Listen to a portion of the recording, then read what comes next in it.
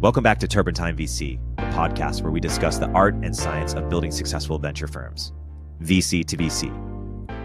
Today, we're airing another popular episode from late 2023 with Kareem Zaki, a GP at Thrive Capital. The conversation covers the core insight that drove Thrive to invest in late-stage companies like Stripe and Slack, how they approach thinking about fund size, timing the benefits of a concentrated portfolio, and more. Since this conversation was recorded, Thrive has invested in growth stage rounds at OpenAI, Ramp, and Databricks. Please enjoy the episode. Kareem, welcome to the podcast. Thanks so much for joining. Of course. Thanks for having me, Eric.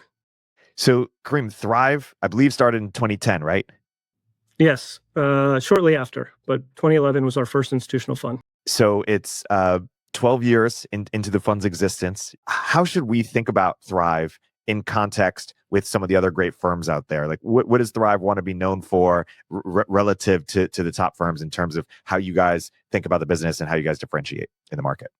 You know, when Thrive started, Josh had the insight that venture and technology was potentially going from this niche asset class industry to technology becoming one of the strongest economic forces out there.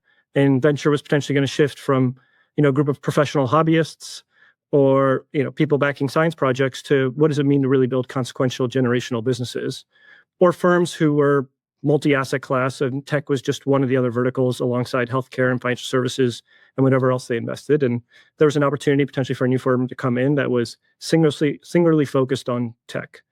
And we didn't want to miss the impact and the ripple that was being created by technology. And I think we took a stance on two things: that we wanted to be a firm that was opportunistic and a firm that was concentrated on both people and ideas.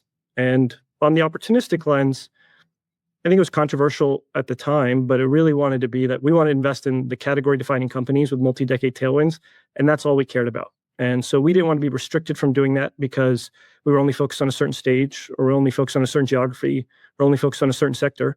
But we wanted to spend all our energy, all our lens, all our focus on what does it mean to identify these category-defining companies that have long-term runway, and then how can we support and kind of drive them along those journeys. And so I think that's with that orientation that we've kind of had since day one for Thrive, as we've thought about building the firm and growing from there. And I think we've been fortunate to partner with a lot of those companies on that, and I learned a lot along the way, but our ambitions remain the same, and very quite grateful that we've been able to grow up as a firm as the industry's grown.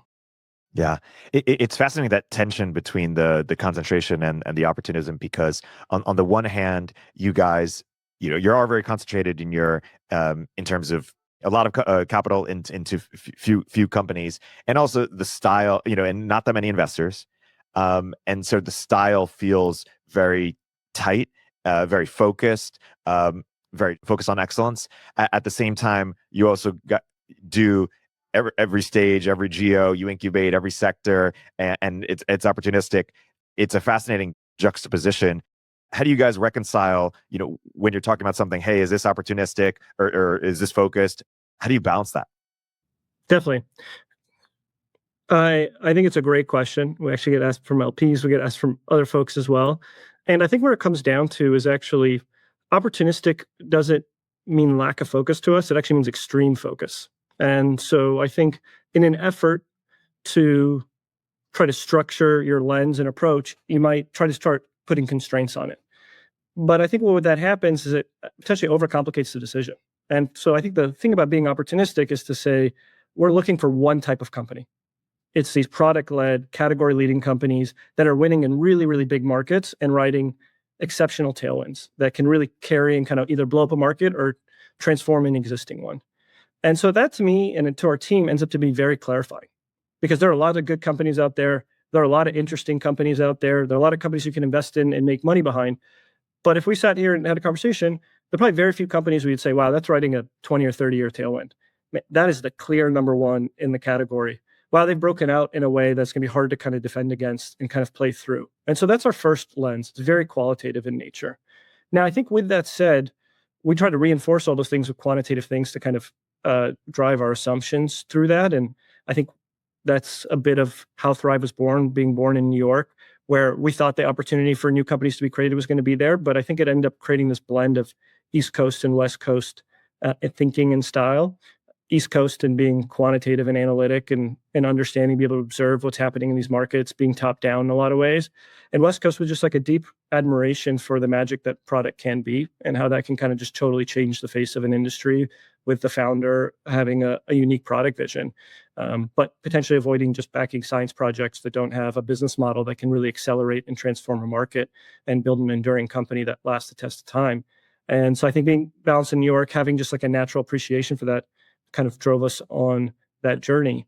I think your second point on having a lean team helps kind of maintain the way to kind of invest that has a little bit of tension in the way that you talked about.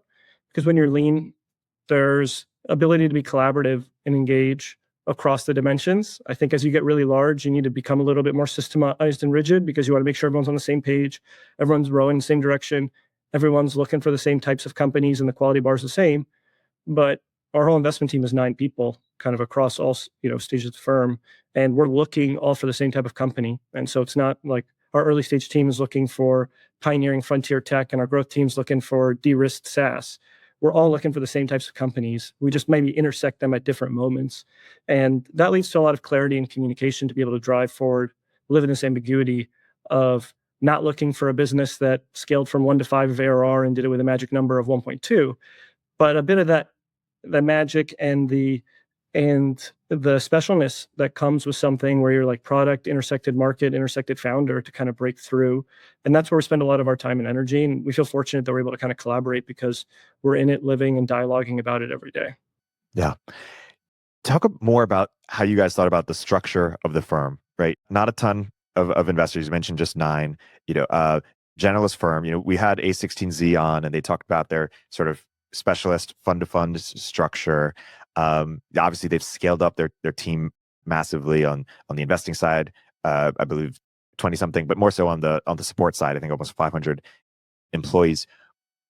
What do you believe that firms like them don't necessarily believe in terms of that's led you to keep a very tight investing team and generalist firm and not scaled team size more broadly? Get into the sort of pros and cons or trade-offs that you think you guys have made. We have a lot of admiration for A16Z, and we think they're doing a great thing across the industry and a lot of respect for what they're building. I think from our standpoint and what worked well for our personalities and our team and where we're kind of sitting in this journey was we really wanted to be able to be thought partners to the founders through every moment of what they were doing. And I think also in our DNA, and this is our first value, is like we are builders. And we want to be at the earliest moments. These companies, sometimes we incubate them and co-found companies, as you talked about. We've done that about a dozen times. Or we invest early in their journey. Or sometimes we invest a little bit later, like we might invest in Stripe or Slack or GitHub. But even if the valuation's a little bit higher, we still think they're early in transforming their industries. And we see kind of the impact of those businesses, a decade or 2 decades almost into their journey. And so for us to kind of be a part of that journey, we wanted not just the firm to be generalist, but for the individuals within the firm to be generalists, to have the exposure at the early, to have the exposure at the building foundation and moment, because it made it much more intimate. It wasn't that you were just part of building a company 10 or 15 years ago, you're actually living it daily. And all of our investors spend time building companies as well as spending time thinking about what does it take for a company that's reached a few $100 million of ARR to get to $1 billion of ARR, or to get to $1 billion of revenue, and then continue to kind of push there and hold it all in one mind. Because our impression is that the founder journey is a lonely journey. Yes, you have executives. Yes, you have people around the table, but usually it falls on the CEO or the founders to have to make the call. And they might have someone they talk to who talks about product with them. And they'll talk to someone else who tells them about, oh, this is how you should go to market. And they'll talk to someone else about, well, this is what you need to do before you go public. And that's on the founders to internalize all those data points and then try to make that decision. And they feel alone in that journey. And I think a big part is how do we create an investing mindset that really mimics that founder journey? 1, because we literally found companies, but 2, because we're thinking and balancing all those elements as the company grows. And we're never going to be like, well, now you're a Series B company, you're kind of beyond me, you should talk to someone else. Because yes, that Series B investor might know certain things, but they probably don't appreciate that early product magic that's needed to kind of create something new. And how do you balance that around that? Or you might have an early stage investor who appreciates that, but they don't know how do you take a product direction, mirror it with a go-to-market strategy that can really scale and blow up in a market because you have your window now. And so how can we kind of sit in that tension and kind of support along that? And so we thought the only way to do that was to have a lean one team that kind of sees and does all those things. And I think it also aligns back to our first point, which is we want to keep the main thing around, we want to be category defining companies with long-term tailwinds. And I think the more zoomed out we can be, the better we'll be about identifying it. I think technology we view as a tectonic shift across all industries. And we don't think it moves uniformly through all industries at the same time.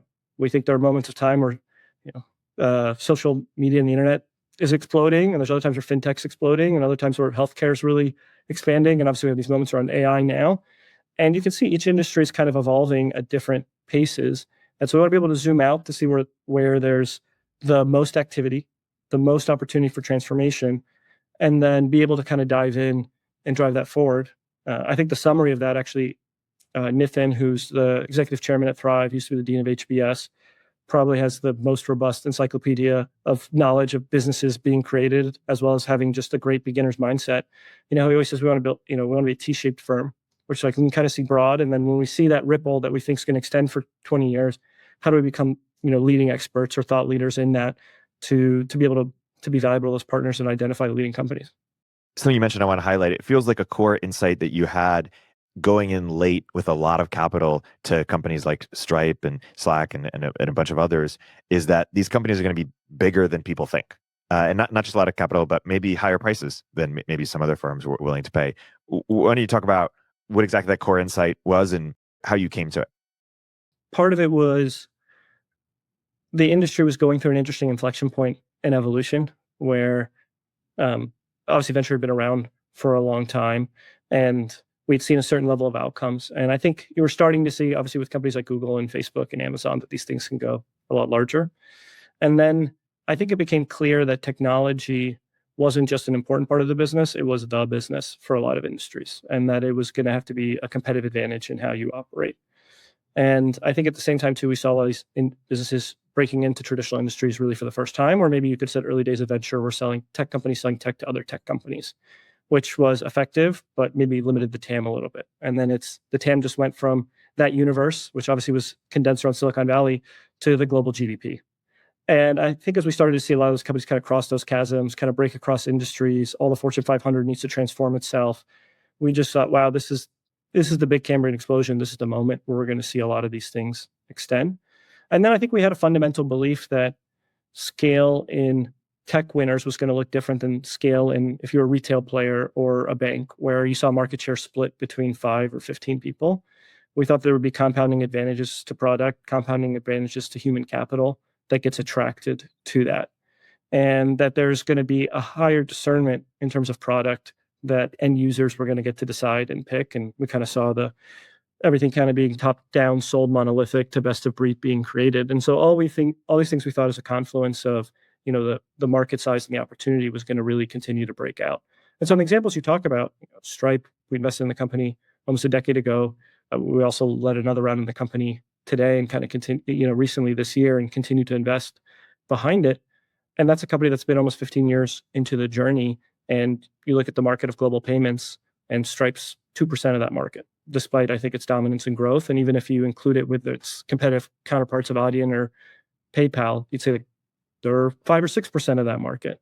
And so when you kind of step back and look at, is that whole market going to transform to modern payment acquirers over the next 3 decades? Absolutely. And so that 5 or 6% is going to become 15, 20, 25, 30 over time. And you've seen this market kind of form around 3 leaders who have kind of invested to win and kind of catalyze that shift to date. And I think in a similar way, we've also seen the explosion of cloud, which has driven a bunch of these services around, when Thrive started, probably cloud spending was, a couple percent, or maybe I think it was like 10 billion of revenue. Now we got approaching 500 billion of revenue and flipping maybe across the 50% threshold. And so that's a thesis you would have seen obviously for over a decade. And you'd say, wow, we're about 50% penetrated in some of these things. And obviously it's creating new and newer use cases.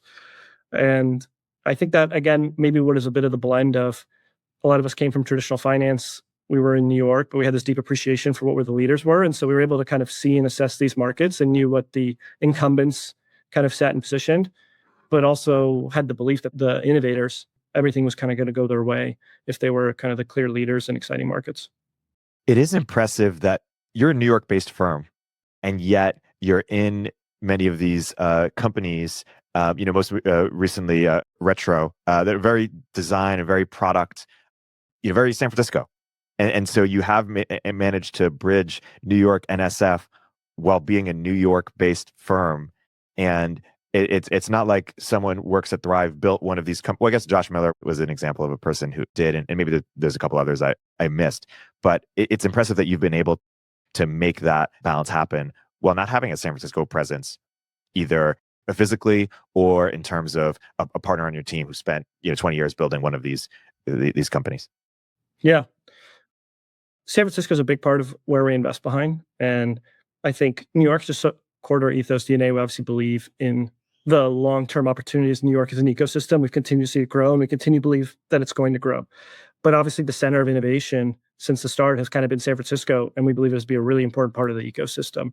And so someone from the team's out there probably every week. And we like being in New York because we fancy ourselves as independent thinkers. And so it's nice to kind of be outside and be able to kind of select where we want to spend time and really pursue. I think to your point on some of the companies you're talking about, this is not throwing shade against San Francisco, but I think New York as a city has a lot of taste. Yeah. Design, and I think that translates. Yeah, exactly. And the aesthetic and the intersection of fashion and industries kind of coming together. And so I think that's been part of, Thrive's DNA from the start as well. And, we were backing a lot of technology-enabled e-commerce companies like Warby Parker and Harry's and Glossier that I think kind of brought that essence of how technology can transform an industry, but it wasn't all tech. It was obviously having taste and brand and be able to position around that and give a fresh face to an industry.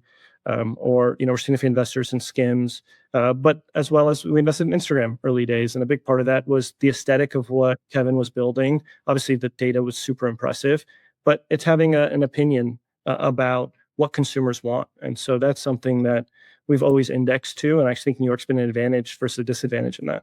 Yeah, no, it's well said. It's not like San Francisco engineers have a monopoly on taste or design sensibility. Hey, we'll continue our interview in a moment after a word from our sponsors. Even if you think it's a bit overhyped, AI is suddenly everywhere. From self-driving cars to molecular medicine to business efficiency. If it's not in your industry yet, it's coming fast. But AI needs a lot of speed and computing power. So how do you compete without costs spiraling out of control? Time to upgrade to the next generation of the cloud. Oracle Cloud Infrastructure, or OCI. OCI is a blazing fast and secure platform for your infrastructure, database, application development, plus all your AI and machine learning workloads. OCI costs 50% less for compute and 80% less for networking. So you're saving a pile of money. Thousands of businesses have already upgraded to OCI, including Vodafone, Thomson Reuters, and Suno AI. Right now, Oracle is offering to cut your current cloud bill in half if you move to OCI for new US customers with minimum financial commitment. Offer ends March 31st. See if your company qualifies for this special offer at oracle.com/turpentine. That's oracle.com/turpentine.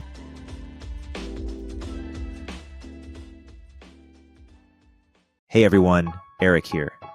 In this environment, founders need to become profitable faster and do more with smaller teams, especially when it comes to engineering. That's why Sean Lenihan started Squad, a specialized global talent firm for top engineers that will seamlessly integrate with your org. Squad offers rigorously vetted top 1% talent that will actually work hard for you every day. Their engineers work in your time zone, follow your processes, and use your tools. Squad has front-end engineers excelling in TypeScript, React, and Next.js ready to onboard to your team today. For backend, Squad engineers are experts at Node.js, Python, Java, and a range of other languages and frameworks. While it may cost more than the freelancer on Upwork billing you for 40 hours, but working only 2, Squad offers premium quality at a fraction of the typical cost, without the headache of assessing for skills and culture fit. Squad takes care of sourcing, legal compliance, and local HR for global talent. Increase your velocity without amping up burn. Visit choosesquad.com and mention Turpentine to skip the waitlist. I want to talk about selling and how you guys think about selling, because you are often long-term investors going in late. Different firms have different views on this. We saw Sequoia launch this evergreen sort of permanent fund with intent to stay longer. Fred Wilson is more measured, a third. Some people ride their winners more. What is sort of the Thrive approach to when you sell? Obviously, you believe long-term in these companies, but you want to provide liquidity to your LPs, et cetera, and you're financially, oriented being in New York. How do you guys think about that? For those who don't know us, like we try to keep to ourselves a little bit. We don't really have a website. We don't blog or tweet. We occasionally do these podcasts. Thank you for having me and letting us kind of share our story and have this conversation. And so if I sum down to one thing, and then I'll kind of expand to then, is, we've grown by doing everything we can to support our founders, building a strong reputation in the market. And in return, our founders voluntarily have gone to bat for us. And we built a reputation in market that we've been great thought partners, great supporters. Some of the most instrumental people around the table had supported them in some of the important junctures of the business to get to where they are today. And the founders are always the star of the movie in our view. And that's a big part of why we're quiet. We try to be behind the scenes. Obviously, there's some advantage for people knowing who you are. But at the same time, we don't want to ever run the risk that we confuse who's important here and start to chase that instead of actually spending all our time and energy delivering value for our founders and supporting them in building the journey and transforming their industries through that. If I had to guess kind of like what founders say that resonates with other founders who are on this journey, I think on the early stage, I think one of the things that really stands out is we are builders and we're building now. And I think there's a deep resonance with early stage founders who are in that moment. And we're in it in a similar moment. And it's not to say that the building of our companies is identical to each company that comes across. I've been a part of co-founding a few healthcare companies. And even in the moment of co-founding Cedar, which sells to health systems, and working with another incubation Cadence that sells to health systems, there's a lot that we can learn from that. But also there's a lot that's going to be new and get created. You have to have an open beginner's mindset to kind of continue to drive that. And then I think at the growth stages, what I think really resonates with folks is that we're still business builders, even at that growth stage. No founder starts their business because they want to talk about the P&L or their CAC payback or their LTV to CAC or how all their sales reps are hitting quota. They start a business because they want to solve a problem that's deeply personal to them, or they're deeply inspired to go solve, or they see a market that needs to be transformed and changed, and they think that they're the ones to go do that. And that's how they want to think about their business at the early stages, but also the growth stages. And so, yes, we know how to do all that math. Like I said, we grew up in traditional finance, spent time in private equity. Have lots of people who spent time at Goldman and Bridgewater and other places before joining Thrive. But fundamentally, when we have a conversation with growth founder, it's about the qualitative narrative, about the product they're building, about the market that they're going after, about the long-term vision and opportunity. And that founder doesn't stop becoming a founder just because they're a Series D company. That's the magic and part of the DNA, and allows us to build some of these most consequential big companies because they don't stop thinking like a founder. And so we don't think the investor should stop thinking in that same aligned lens just because now there's numbers. And how do we kind of incorporate that and support the qualitative narrative versus having the quantitative lead the story and have the qualitative follow behind that? And so I think there's a lot of resonance with late stage founders as we've kind of shown up with that because we're aligned with their vision and what they want to build their company. I love that. Let me get more concrete and ask you, as an investor and investors listening into this, in our share portfolio, we have Lattice as a unicorn. I also have Scale AI and Applied Intuition and a few others where there are opportunities to let the winners ride or also take some liquidity back and redistribute it to my LPs. Do you at Thrive have a philosophy, or if you were advising me as a fund manager on how to think about or how to have a framework for when to let it ride versus when to provide liquidity or distributions, what would you recommend? How should I think about it? I don't know if there's a set playbook around it. I mean, and that's going to be a constant thing on Thrive that might be a little bit frustrating in some of these conversations. We don't believe in playbooks. We don't believe in rules. We don't believe in structure around some of these things. I think we have shared frameworks that we approach things. We have, as Nathan says, experience is nothing more than a starting hypothesis. And so we have some experiences that then we lend as jumping off points. But, I think our instinct is to be a part of these companies for the long term and kind of see how that journey plays out. And, a lot of these companies we've already been a part of for a decade, as we talked about Stripe, and then investing more now. And so it's not like we're looking to sell. It's the opposite of that. There's also times, though, in the moment of journey, and we are a fund, where a company's kind of IPO'd, it's scaled, sometimes the founder moves on and there's a new CEO in the business. And sometimes those are appropriate times for us to start to transition and sell a bit in those opportunities. And that's something that we've done selectively in the past, especially I think in 2021, when we felt like some of these companies and even the founders might be valued 3 or 4 years ahead. And it was a responsible thing to kind of distribute to LPs, even though a lot of us held those shares personally because we believe in these companies over the really long term. But we actually evaluate each one of these companies on a one-by-one basis. We don't just wait for the end of the lockup and then distribute. I think in all cases, we kind of waited and kind of evaluated throughout that journey. And, our view is that you should have an opinion on everything and that you shouldn't have some default thing, even though it feels comfortable. at the end of the day, you should be willing to face the uncomfortable question and make the decision. And for us, I think partly because it's not unfamiliar for us to be investing at the growth stages. And so the fact that this company IPOs, we view that as a moment in the journey and not necessarily the last thing, but an important financing, obviously, in that journey. And we're not unfamiliar with thinking about these things at the later stages. And so I think we're more comfortable kind of sitting in that. I think if you spend all your time in the early stages, I can understand why it's kind of hard to have an opinion. And so who am I to say that the public markets are right or wrong on this valuation as soon as my lockup's in it? And I'm totally sympathetic to that view as well. Yeah. I want to segue into talking about the history of the firm or the evolution of the firm, and what are kind of the different forks in the road that you've had along the way. You can imagine a different universe where sort of you chose a different path and Thrive as a different structure. One thing, for example, you guys had to think about was fund size, and what is the right fund size at the right time, and how you guys approach that. What are the different like phases of Thrive over the past 12 years, or the different forks in the road that you've taken? Definitely. So I think from the start, just from the lens, we want to be opportunistic. We want to be a part of these companies. But our first institutional fund was $40 million. And so it wasn't necessarily that we were set up to do a lot of these big opportunities. But with that said, we did invest in Instagram in a growth round out of that $40 million fund and concentrated into that, and incubated companies out of that first fund with Oscar Health Insurance, and invested in Series A's like Warby Parker on that journey. And so I think a lot of that thread stayed through. And I think we did fortunate that we had the support of a lot of long-term LPs from the early days, large endowments who really believed in us, who understood that journey, even though it might have sounded crazy at the size of our fund, that we'd be able to kind of step into these things. And I think the fact that the trust that we kind of communicated what we wanted to do, that we were consistent in it, and that we were seemingly doing a good job at it, built more and more confidence to help us to kind of scale and do that at bigger and bigger scales to support our companies. I think the second thing is that we didn't have a number in mind for what funds size we wanted to raise. And but part of that was we responded to the market and the growth in the space. We want the fund size to be an output of our strategy, an output from what we're seeing in the market and the opportunities, and not the other way around where you raise a fund and then you figure out, hey, how am I going to deploy this in a way that's successful?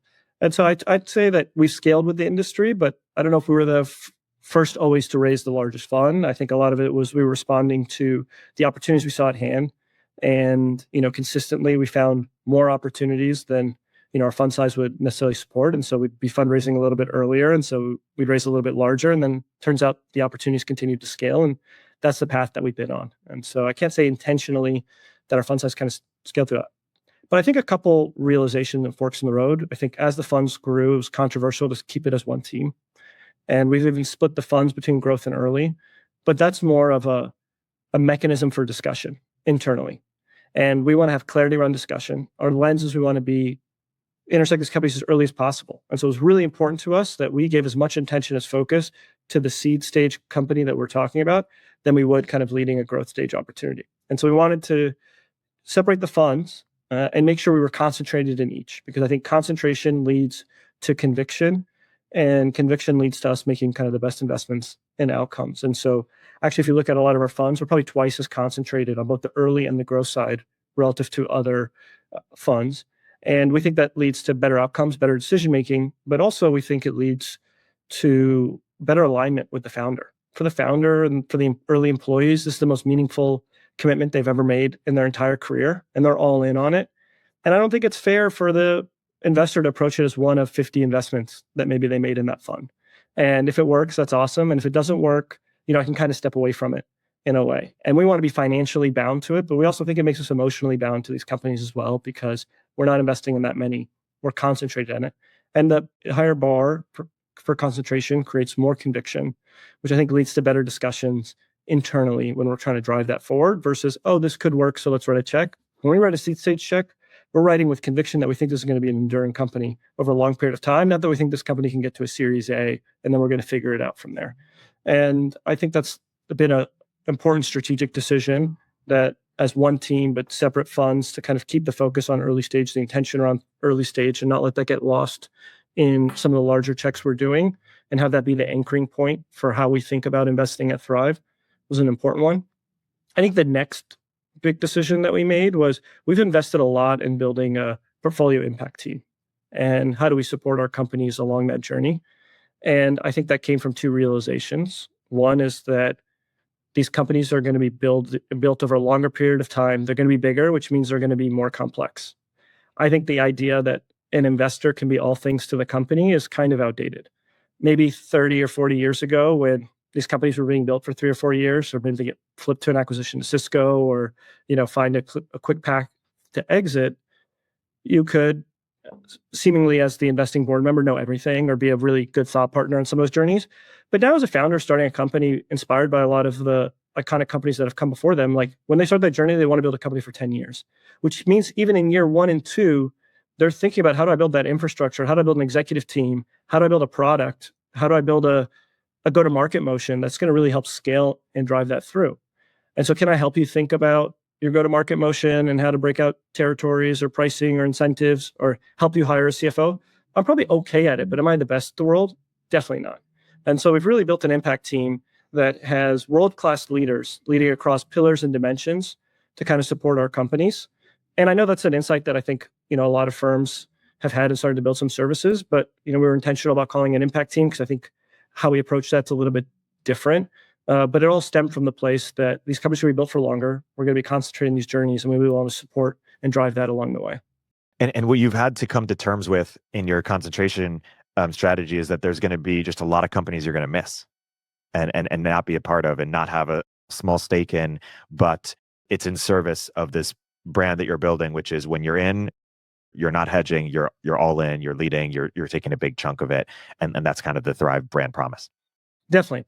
And I think if you look at that and say, well, you may miss some deals because you're focused on trying to be concentrated. And I think our view actually found is like the best founders want their investors to be all in on that. And we're not in there, and we're not going to be like, we're going to walk away from this deal over 0.5% or something like that. If we have that conviction and we see eye to eye with the founder, we can be flexible in some of these conversations. What we're not flexible on is lack of conviction.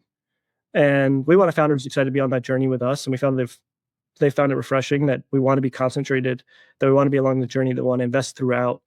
And that comes from a deep place of conviction because we've gotten to know them and we've got to know their market and opportunity. And so you could argue that does that put you at a disadvantage? I think we found that it's put us much more an advantage. But I think you said another important thing, which is back to this clarifying thing about opportunistic. We just want to be in the category defining companies with long-term tailwinds.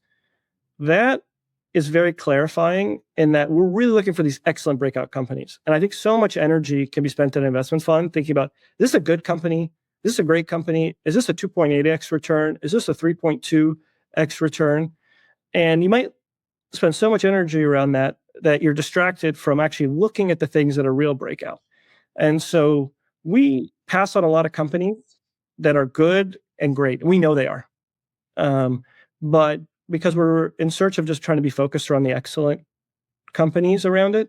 And there's a lot of companies that turn out to be excellent that, we were just uncertain of at that moment. And we're willing to trade off not being a part of every great company if the companies we are a part of are great. And hopefully increasing at time, we're better and better at not missing those excellent companies that came our way and we just happened not to invest at that moment.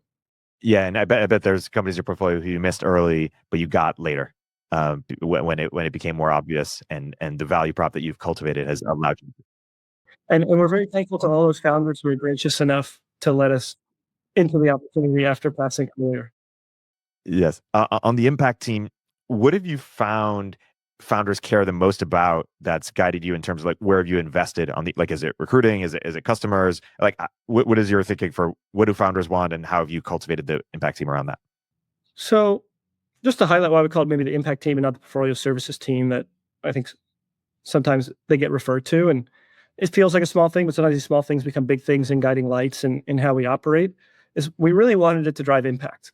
And so to your point, it's really centered around our founders and how we deliver value to our founders versus potentially another trap we were trying to avoid was we have a set of services and founders can come to it and hopefully it's helpful, but we're pushing out a set of services to the market and, we hope that it adds value. And it's a different lens, which is like, what are our biggest problems that our founders have and how do we kind of jump in and solve it? And so I could talk about the range of services, but maybe I'll talk about one service that I know a lot of firms have and maybe how our approach is to market, which is talent. I think a lot of people support their companies around talent. An example could be a founder had a company that grew 10x in a year and their business is scaling, and it got way more financially complex than they thought. And they quickly need to hire a new VP of finance or CFO. And they're kind of freaking out because this is like, way more intense than they thought in an area that they probably should have paid more attention to sooner. And I think typical journey would be you have a network of CFOs or VP of finances, you send them their way, you maybe connect them to a recruiter. I think, and I've seen this lots of time with our team, I think the reaction from Thrive is, we're in your office meeting with you that night. Katie, who leads our talent team, we have Olivia and Alexia who embed and kind of work closely with these companies. They probably already know the culture and history and DNA of your company because they helped you scale from 30 to 150 employees, which was part of this, hyper growth ramp. They're obviously connecting to your recruiter and helping you calibrate, but they're probably out cold sourcing the next 2 weeks because they don't want to wait till that recruiter gets set up and starting to get you in front of as many people as possible because we know this is urgent. And in the meantime, obviously, while you're trying to figure this out, your finances are totally in disarray. And Yashoda, who leads our finance pillar at Thrive, is going to embed at your company as CFO for the next couple of months and really kind of support you through this critical journey. And so, one, you have the time, but two, the headspace to kind of figure these things out. And hopefully, in the meantime, your business feels stabilized and avoids kind of a negative loop that can get created in some of these really crucial moments. And that's a narrative I've seen happen at least 3 or 4 times off the top of my head, kind of supporting companies, and similar stories across go-to-market and brand and communication, as well as data and analytics, kind of across our companies, which each one of those, you have executives who have almost a decade of experience kind of leading functions. But the goal here is, again, not that here's my services, here's what I know. It's what's your problem? How do we do everything we can to support and drive that? And that's how I think a lot of the intentionality around the impact team, which Nabil's kind of had the vision for, led and stewarded through a bunch of these changes. I want to segue into incubations because that's something that you guys invested in since the very beginning. Why don't you talk about how you think about incubations? Where's your sort of unfair advantage relative to incubations, and how you've kind of refined it over the years in terms of what's worth incubating, what's not, et cetera, how you built your practice? First of all, incubation wasn't intentional for us. I think we're even a little sensitive around the name incubation because other people do it. I think we take it more as co-founding. We don't want to be seen as we're building the company and then hiring a CEO, and it's the opposite. These are founder-led companies. These are amazing founders that we get to work with. And we like to feel like we're an important part of that journey, but we are still a part of it, and we're not the ones kind of running that show, and they control the companies and drive it forward. It really stemmed from Thrive having a proactive mentality and a builder's mindset. And we felt entrepreneurial. We were building Thrive, the firm. So that, in one hand, was some of the things that kind of drove the early DNA of the team, which we've continued to maintain. As I said, like our first value is we are builders. It's a really important mentality, and everyone at the firm is touching kind of our incubations and building in a certain way, but also they're touching how we build the firm and Thrive. And we don't want Thrive to be a static entity. We want it to be an evolving organism, and everyone's really contributing to that across all different functions. So we've always had kind of that entrepreneurial mindset. And I think maybe part of being in New York and having to go to San Francisco and work our way into opportunities, we were also just proactive about what are interesting markets. We knew someone wasn't going to send us the hot deal. We knew someone wasn't going to send them the best company in their seed portfolio. So we had to be thinking, what are these big waves? What are these big moments? What are these big markets that could yield an exciting company? So we could get ahead of it, so we could reach out and get proactive because we knew it wasn't going to come to us. And in that journey, we realized there were some really exciting tailwinds that we got very passionate about, but there were no companies building. And so even early in the founding moments of Thrive, like Josh had co-founded Oscar, but since then we've kind of founded a dozen companies that really stems from that moment. And it's been a journey that, one, we really enjoy. Two, I like to think that we're good at. 4 of those companies are worth more than $1 billion, and a lot of those are still early in their journey. And so hopefully they'll get there over time. And 3, I think it really aligns with our principle of concentration. I mean, there's no more concentration than saying, I'm going to help co-found and build a company. We dedicate a lot of time. Obviously, we put reputational risk around these businesses and what we're kind of committed to. And we put a lot of energy and concentration from the team. And so it's not just the investor who's kind of all in on this, but all the different functions that Thrive are in the early days trying to get these businesses out with real velocity. And I think the things that get me excited about what we're doing here, even more than maybe some of the headline valuations of some of our incubations, is that, a lot of repeat founders are working with us on these opportunities that even started with the first one, Oscar. Mario was, co-founder of Voss too, and that's how Josh and him got to know each other.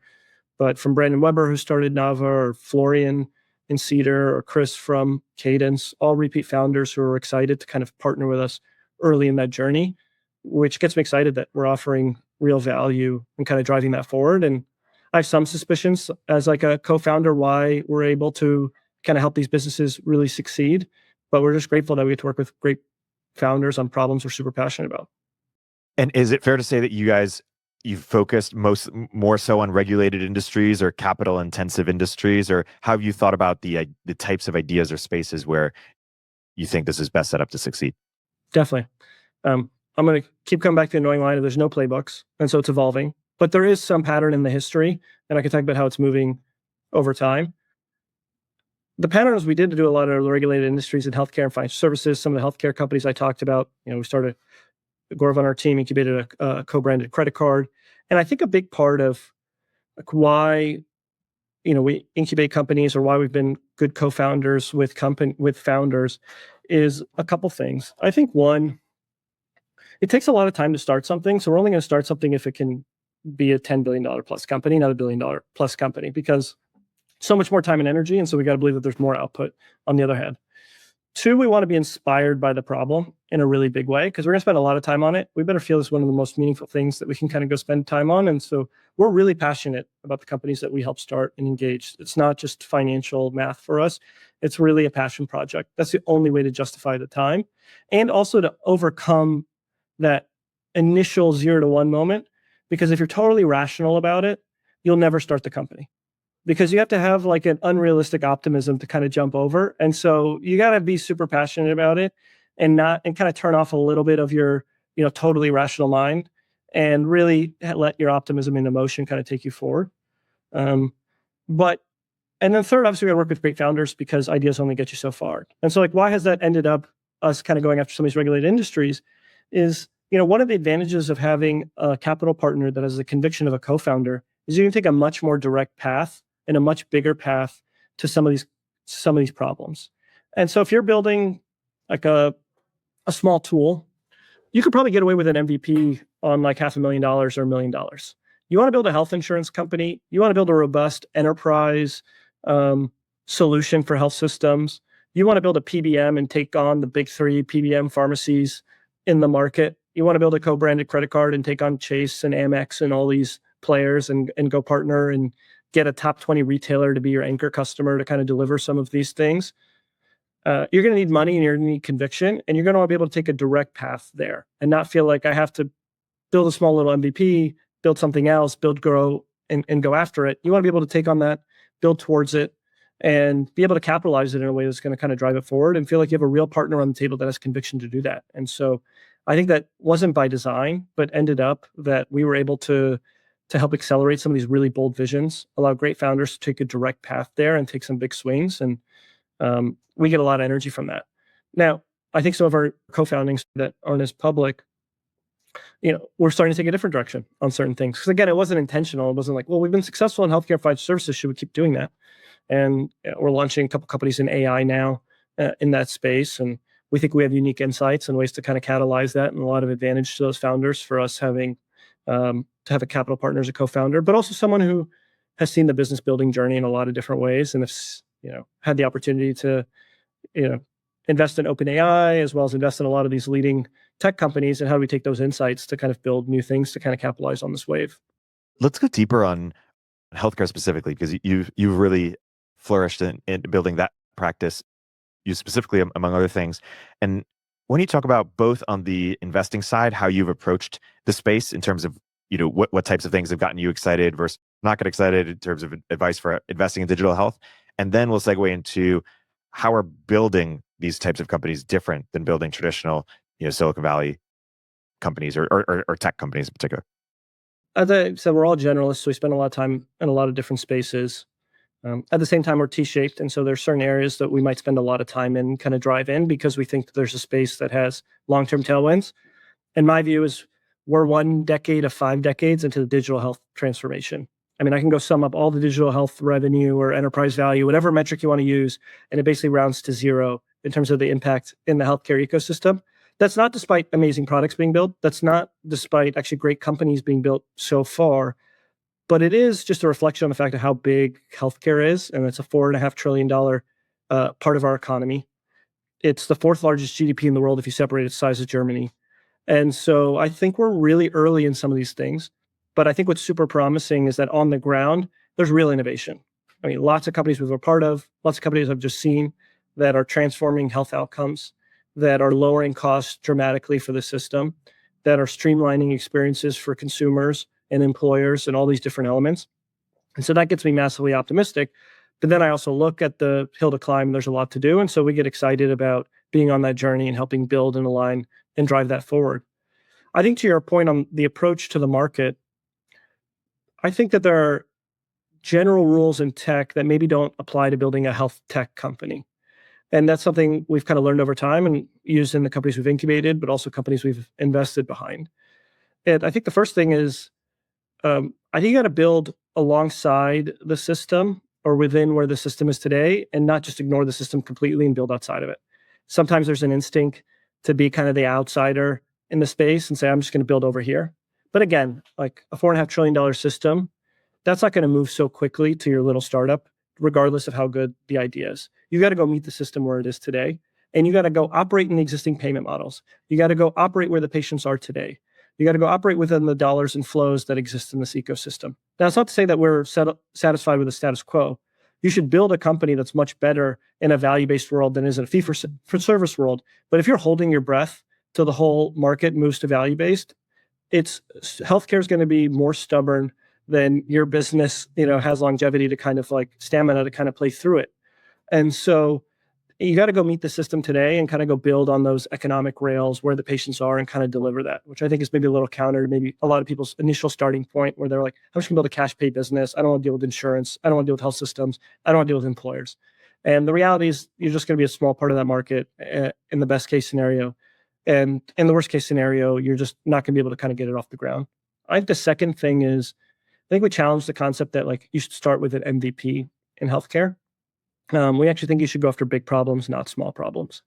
And part of it is I think we're early in transforming healthcare. So why not go after the big problems that haven't been solved yet versus settling for something smaller? But two, I don't think the industry's set up to take on small parts of the solution. And so you run the risk of trying to fix a small part of the system that actually doesn't fix the whole problem. And so you didn't actually drive the impact that you wanted to your end user or end customer at the end of the day. And so, why did we build a health insurance company versus, just build some software for Oscar? It's because there were so many pieces that needed to be integrated, both from tech and operations, to build a better experience for consumers. Why did we, help Rightway build a PBM? It's because you couldn't just build an optimizing layer on top of the structure because the incentives were messed up, the formularies were messed up, and you wanted to integrate a lot of your own services with the infrastructure, with the consumer interface to really transform that. And so if you ran the risk of just changing one piece of that, one, you might not get traction, but two, even if you did, were you really going to move the needle on the outcomes that were going to be created? And so we've really strived for backing big problems versus small problems in healthcare, which I know runs antithetical to some of this, start with the MVP and scale. And I think the last thing is, I think you have to get quickly out of the mindset of building for your friends and your neighbors. I think a lot of these companies are built in the tech centers like New York and San Francisco, but healthcare is spread across the entire country. And if we're going to start at the first point, which is like, we don't want to just build valuable companies that are worth a couple $2 billion. We want to build companies that actually change the face of healthcare, make a dent in the trajectory of healthcare.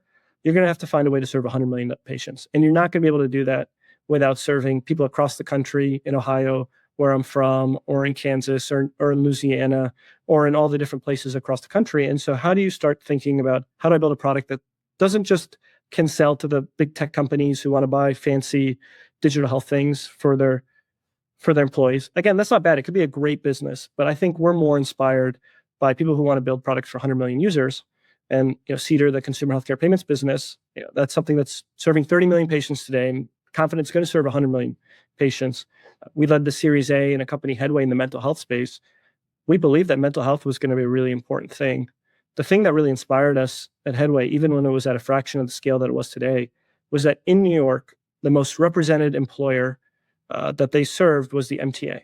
And that was because the Transportation Authority was the biggest employer in New York. So they were representative of the population. And that gave us a lot of confidence that they were going to kind of scale across the country, because we're like, mental health, that's a 100 million person problem. We got to go find a way to be able to deliver that.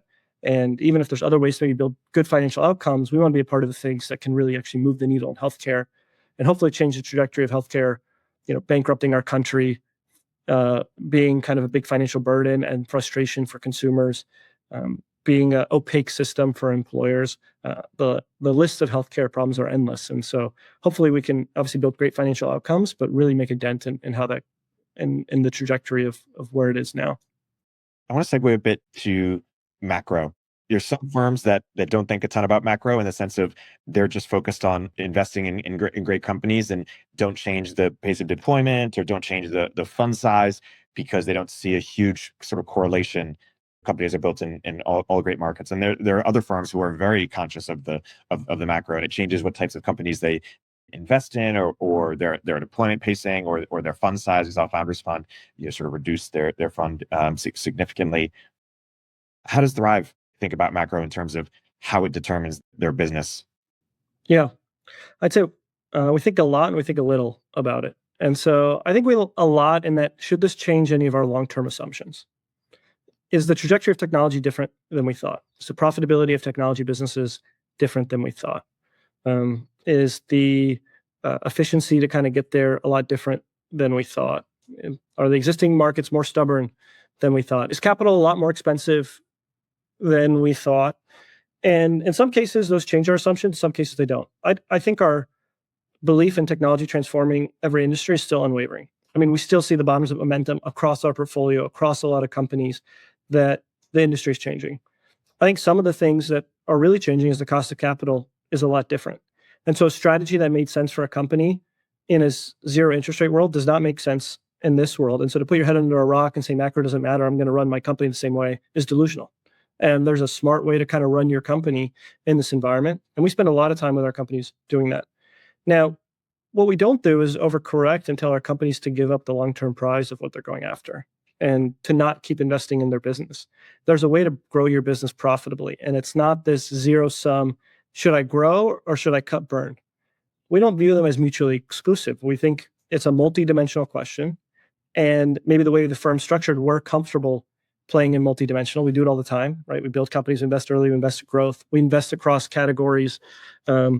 Being part of a builder means that you have to constantly make these multi-dimensional questions as you grow your company. And so we live in that ambiguity and help our companies think about how can they grow profitably. I think where that's led from an investing standpoint is that we've made investments. We're, again, not ignoring what we think maybe multiples are going to be. If I was to, humbly say that, like, I think we maybe didn't believe that 40 times revenue was going to exist forever. So we didn't necessarily underwrite our companies to that. At the same time, like, we don't think 5x revenue multiples will exist forever. And so we kind of view that things will kind of revert to kind of where they were long term. I know there's some calculus around kind of how interest rates might change that historically, but I think there's some positive tailwinds that these companies are more dominant and more profitable than we probably thought as well, 5 or 10 years ago, when you might be anchoring to some of those historical multiples.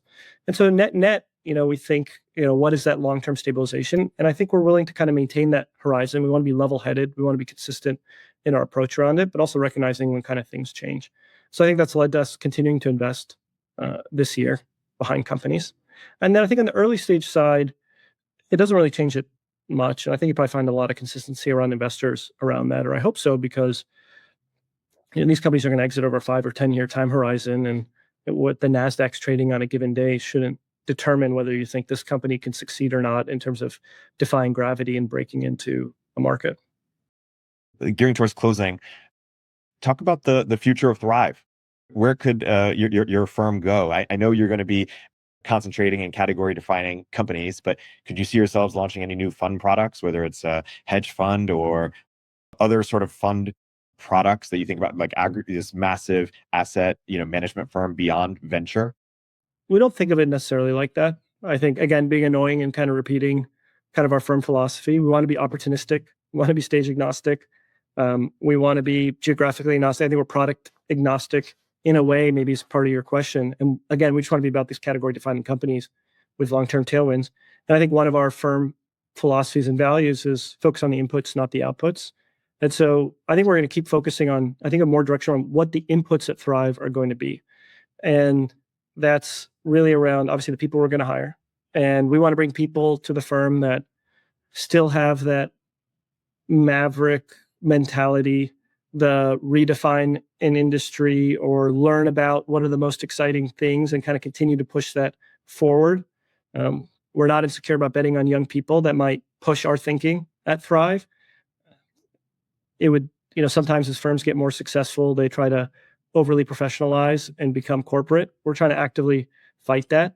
Josh founded Thrive when he was 26. I joined Thrive when I was 25. A lot of the people at the firm kind of grew up at the firm. We spent a lot of time developing and building talent. And so, we want to bring a new generation of people who are going to help us push our thinking and help the firm evolve. We don't want to lose sight of what we're trying to invest behind, but we don't have a roadmap around, what the exact products that the firm is going to be around. And as you've seen, our bias has been to concentrate, stay lean, be focused, and have a team that can be flexible to kind of invest across all those dimensions. And so my vision for what Thrive's going forward is that we still are the most exciting people for young and ambitious talent that wants to take a bet on themselves and build something, that they're joining Thrive. And then we're going to let them help evolve and direct the firm going forward. So you mentioned that you're not afraid to take bets on young talent, and you've cultivated this amazing talent over the years, some of which has stayed at Thrive and some of which is your own thing, whether it's Chris Pike or Miles at Benchmark. Talk about how you think about talent differently than perhaps the venture industry typically thinks about it, why you're willing to make bets on these young people, and how you exactly you cultivate this talent. For us, if talent is the most important thing for your company, how can you outsource it to other people to develop it for you? And so we've taken a much more intentional view from day one that we're going to be less focused on poaching talent and much more on developing talent and growing talent. And so if you look at our team, especially our investment team, most people have 0 to 4 years of experience before they join Thrive. And we're really looking for a lot of intrinsics to kind of grow into what we're doing. And one is that we want people who have an independent mindset. We do things differently at Thrive, as we've kind of talked throughout this conversation. And we want someone who can be flexible and approach that, but be able to kind of push the boundaries of our own thinking and be able to live in a little bit of this ambiguity of I'm investing early, I'm investing late, I'm building companies. And I think it really takes a curious, independent mind to embrace that. I think the person's also got to be hungry and have a little bit of that maverick intuition. They can't have been on the default path their whole life. They had to have challenged something on some way to get to a certain point before Thrive. And I think that's just important because we want to continue to get better and redefine what we do. But also we want to be aligned with our founders. I mean, our founders are that DNA. And so it feels antithetical to us to have an investing firm where the DNA of the investors are really different than the DNA of the founders. And I think maybe that's why Thrive blends the lines a lot between founding and investing. Both as building Thrive, we build along our founders, we build new companies because we want that DNA. And hopefully that's why a lot of our founders feel a lot of resonance with the people on our team and our approach to the market. And I think the last thing is that we want a team that embraces collaboration. And so people who are very reflective, who want to engage in conversation, where it's not about winning the discussion, it's about learning from the discussion. There's an uncompromising pursuit of truth in how we do that, and enough self-confidence to be able to raise your hand and say when I'm wrong, but also to stick to your convictions when you're being challenged. And we think that leads to a really collaborative and sharpening environment. I think it's one of the things we benefit the most of kind of having a small team is that I get to benefit from the wisdom of all my partners and team members as we're kind of pushing these things forward. I've never heard anyone say they've had a productive conversation with 30 people in the room. And so we want to avoid those dynamics where I excited to bring an investment forward and talk about it with the team. It's not a hoop to jump through, or I feel like I'm talking to partners who don't understand what I'm doing. And I think it's allowed us to kind of maintain this T-shaped generalist approach. I think on one hand, you could say, oh, generalist approach must be frustrating because your other partners or investors aren't spending as much time with you in your space. They don't understand. If you're really large and you guys are out of sync, absolutely, I can imagine someone saying that complaint. But I think being a small team that's very aligned, I find it very good because it keeps me out of the weeds on the things that I get excited about. Because it's not about, is this interesting in the niche I've been exploring over the last 6 months?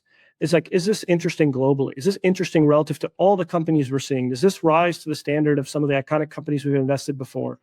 And not, we're going to give it some kind of handicap or discount because it's in a segment that you spend time in, or maybe you just don't appreciate it. And so I have a team that kind of helps pull me out. And I think that Magic's able to do it because we have a team that's engaged in that conversation, intellectual honesty, but also kind of the structure of the firm that aligns around it. And then I think at the end of the day, and I think it comes from Josh, even at the early days of founding, is we want to hire exceptional people who are multidimensional and give them a lot of latitude to run, because we believe that the firm is shaped in every dimension, not just the investing team, but across every dimension by the individuals who feel empowered to kind of drive that forward. And we think the most talented people want to be in those environments. They don't want to be restricted. They don't want to be put in a box. They don't want to be siloed. They want to feel like they're part of a team kind of building something alongside each other. Yes, we might have different domains. Yes, we have different things that we spend time on. But I do think we are connected with an ethos of being a builder, wanting to be collaborative, hungry and curious about that journey. Yeah. It's fascinating because typically, early companies or early firms have to take bets on younger people, or that's where the best arbitrage is, because they can't necessarily compete with the best companies on the most legible talent. But what's interesting about you guys is, as you've become transformed from an early firm to one of the top firms, you can now compete with every other firm for the most obvious, the most already accomplished investors, and yet you still choose to sort of take bets on extremely talented, but perhaps younger or earlier in their career, as you mentioned, 0 to 4 years. That's really interesting. Definitely. It's been an active tension, because to your point, the natural pull is that as you become successful, you become more risk averse. And as you become more risk averse, you go for people that you feel like you can assess have done the job before. And by the way, those people are interested. I mean, we talk all the time, Thrive early days, it's self-selected for the people who are interested in it. Like, who would leave a big, comfortable job at a private equity firm or an investment firm and join Thrive? Well, that's self-selected people who kind of had a lot of those characteristics we're talking about. They want to build something. They have a little bit of edge. They want to get off the default path. I think as we've grown, we've been surprised and humbled by people who have very accomplished resumes who are interested in what we're doing at Thrive. And obviously, you're very flattered by it. And there's a lot of reason and pull to kind of do that. But I think we don't want to abandon what made us successful in the first place. And so how do we continue to keep that? And how do you fight some of that instinct to kind of become too institutionalized in a way? Not that it's exactly the same, but I'm sure founders, we see founders go through this journey as, the early team looks really different. And then now you have a scalable company that attracts all these big execs from big name companies, and you get the VP from Google or whoever.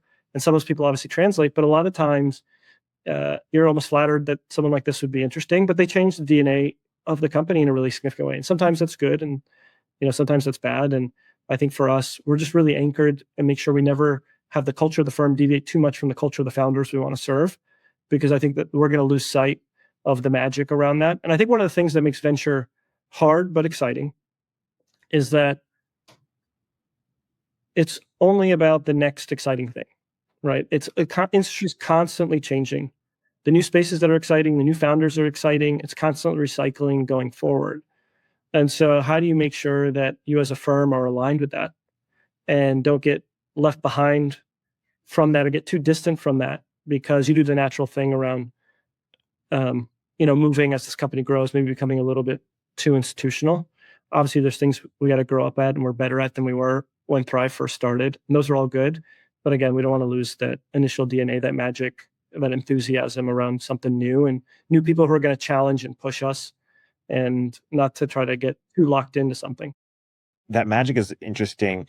I sort of see you mentioned your sort of media strategy is to also, like your company strategy, not do a ton of stuff, but the stuff that you do it really well, do it thoughtful. The Josh interview and Invest Like the Best, that was fantastic. I think this interview has been fantastic, and I think it's sort of less is more, allows you to have some mystique to it, and if all they think about Thrive is just exceptional companies, exceptional experiences, exceptional insights, people may not necessarily know all the partners on a first name basis the way they might at like Founders Fund, because everyone is super out there, super on Twitter. But people actually appreciate this mystique to it. It has a certain magic to it, and they kind of assume the best because of it, that everyone is super brilliant and just heads down and focused and founder first, too busy. Do you think the media strategy also contributes to the magic around the firm? You're exceptionally kind to say all those things. And you're probably giving too much credit around some of the intentionality of these things. I think it really stems from trying to be heads down, trying to be focused.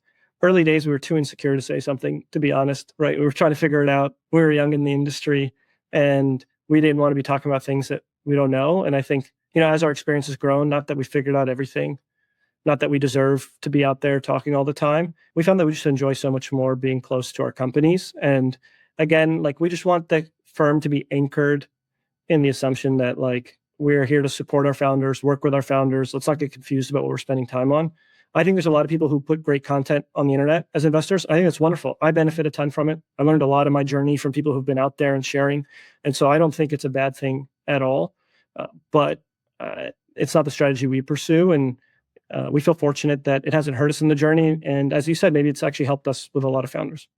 Yeah, let's wrap on that. I'm grateful to you for sharing a bit of your journey building Thrive with many investors and founders listening in. And I know that anytime I'm on a cap table with you or Thrive, that it's going to be a good situation, that you guys are committed to it, and I've chosen a good one. So thanks so much for coming on the podcast. You're too kind, Eric. Really appreciate the time. It's a fun conversation. Turpentine VC is a podcast from Turpentine, the network behind Moment of Zen and Econ 102. If you liked the episode, please leave a review in the Apple Store or rate us on Spotify.